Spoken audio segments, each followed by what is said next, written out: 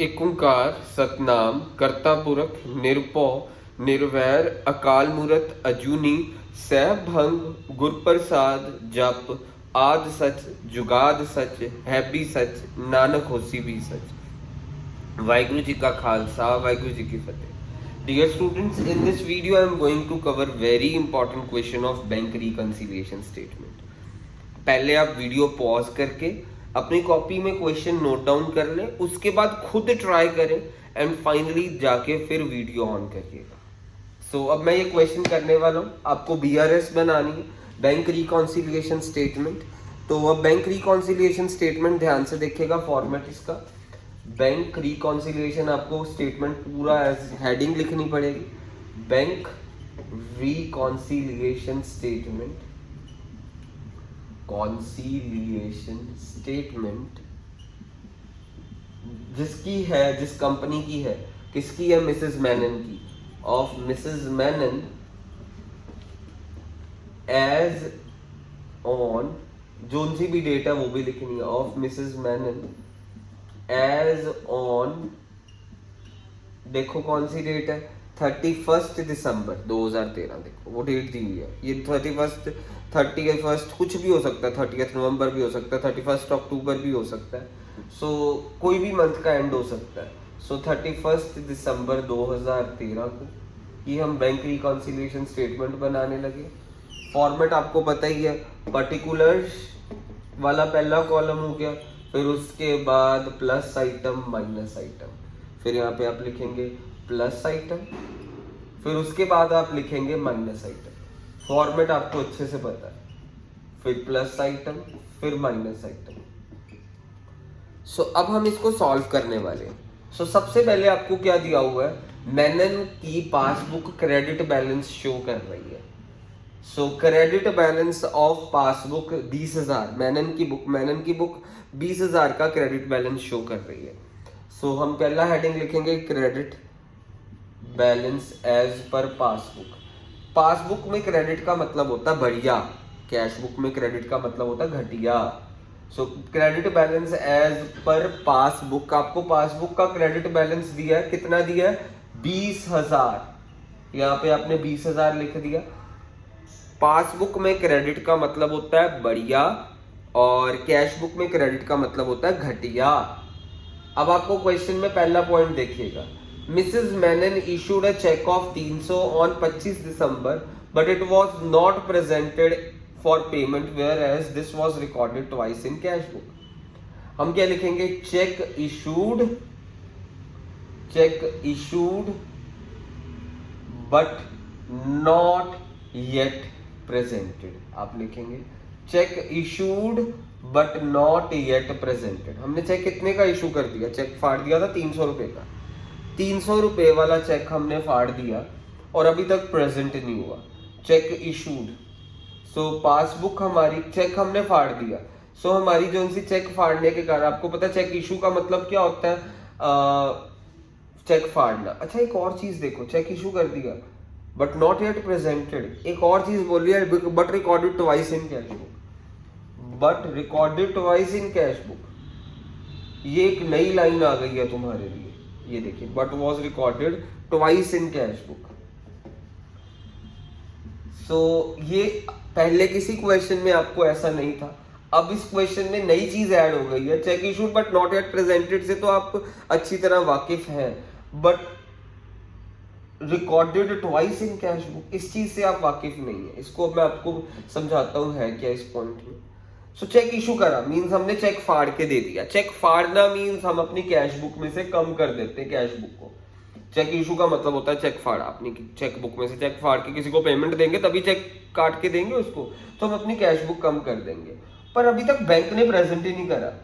सो passbook अभी bank, जिस बंदे को हमने दिया ना चेक, जैसे मैंने किसी को सैलरी दी तो मैंने अपनी कैश बुक तो कम कर दी, और मैंने जिसको सैलरी दी है चेक के जरिए उसने अभी तक बैंक में जाके वो चेक लगाया ही नहीं है, मीन्स उसने अपनी जेब में डाल ही रखा।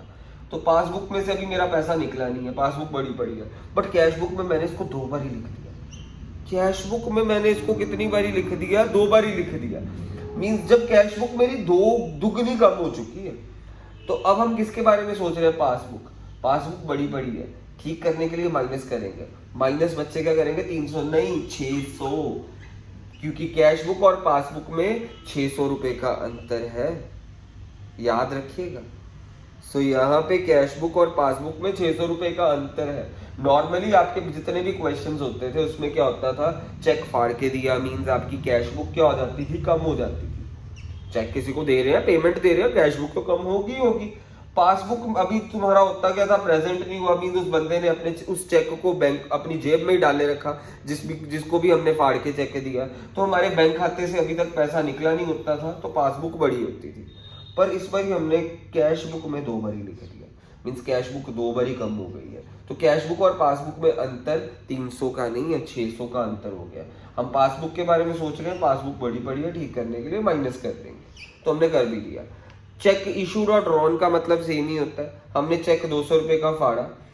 सेविंग्स अकाउंट, ये करंट अकाउंट की ये बनाई हुई है, देखो उन्होंने बोला हुआ है ये हमारे करंट अकाउंट की है। बिजनेस जो सा होता है, ये हम बिजनेस की बना रहे हैं ना, ये बैंक रिकॉन्सिलिएशन स्टेटमेंट, वो करंट अकाउंट की होती है। हमने चेक किसी को फाड़ के दिया अपनी सेविंग्स अकाउंट से, पर हमने शो किस में कर दिया, करंट अकाउंट में शो कर दिया। ये बिजनेस के अकाउंट बन रहे हैं, बिजनेस का करंट अकाउंट होता है। चेक फाड़ा सेविंग अकाउंट से, मींस चेक काट के दिया सेविंग अकाउंट में, मींस मेरे को अपनी कैश बुक में सेविंग्स अकाउंट कम करना चाहिए था, मैंने खाम खा बिजनेस वाला कैश बुक में से अकाउंट कम कर दिया। हुआ क्या, मेरी कैश बुक कम हो गई है इससे। पासबुक मेरे करंट अकाउंट या करंट अकाउंट की बीआरएस बन रही है, क्योंकि बिजनेस के अकाउंट्स बनते हैं सारे, बिजनेस का करंट अकाउंट होता है। सेविंग्स अकाउंट से चेक लगा तो कैश बुक में हमको कहाँ पे शो करना चाहिए, सेविंग्स अकाउंट में शो करना चाहिए, तो बट हमने कहाँ पे शो कर दिया, करंट अकाउंट में। सो खाम खा हमने बिजनेस की कैश बुक को खाम खा कम कर दिया। पासबुक तो बड़ी है, वो कम होगी ही नहीं 200 रुपए के साथ, क्योंकि हमारे कौन सा बैंक वाले फॉर्म के बैंक खाते से निकला। ये पॉइंट आपको कंफ्यूज करने वाला, आप एज इट इज इन बिन ऐसी स्टेटमेंट लिख दीजिएगा। सो हुआ क्या, ये करंट अकाउंट की बीआरएस है, क्योंकि हम अकाउंट्स बिजनेस के बनाते हैं और बिजनेस का करंट अकाउंट होता है बिजनेस ट्रांजैक्शन के लिए।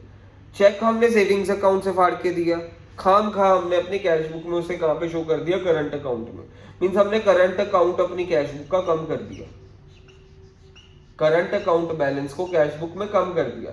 जबकि पासबुक में वो तो कभी 200 रुपया कटेगा ही नहीं, क्योंकि वो इस अकाउंट की है ही नहीं है, करंट अकाउंट की वो ट्रांजैक्शन ही नहीं है, मींस पासबुक से वो बैलेंस कम होगा ही नहीं, पासबुक तो बड़ी रहेगी हमेशा। पर कैश बुक कम हो चुकी है, किसी और अकाउंट का पैसा हमने इस अकाउंट में से जाता हुआ शो कर दिया कैश बुक में। तो अब हम किसके बारे में सोच रहे हैं, पासबुक के बारे में। पासबुक बड़ी बड़ी है, ठीक करने के लिए हम क्या कर देंगे, माइनस। तो यहाँ पे हमने कर दिया -200। अब थर्ड पॉइंट देखिएगा, 285 का चेक इशू करा और हमने इसको bank column of cash book में लिखना था, हमने इसे cash column of cash book में लिख दिया।